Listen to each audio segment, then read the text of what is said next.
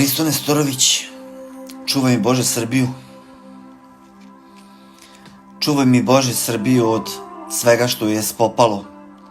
Sačuvaj ovo malo dobrote dok još i to nije propalo.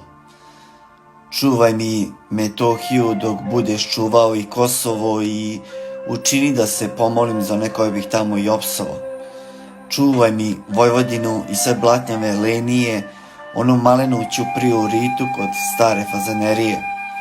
Čuvaj mi klasje žita, hleb od njega što se pravi, da i dalje moja stara majka može u česnicu novčić da stavi.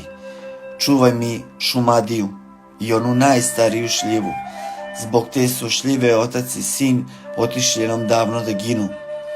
Sačuvaj mi sve crkve, katedrale i džamije i urazumni fratre, sveštenike, muftije i kadije.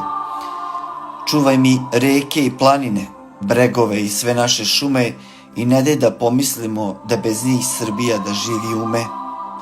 Čuvaj mi svaki zaseok, ne daj da propadne selo, jer uzićemo se čak i onda ako se na njega sve bude svelo. Iz sela smo nastali, tu je ove Srbije koren. Iz Srpa i Budaka ovaj je narod stvoren. A pre nego od drugih, sačuvaj nas Bože od nas samih, jer mnogo nas je lakovernih, zalutalih pa i kvarnih.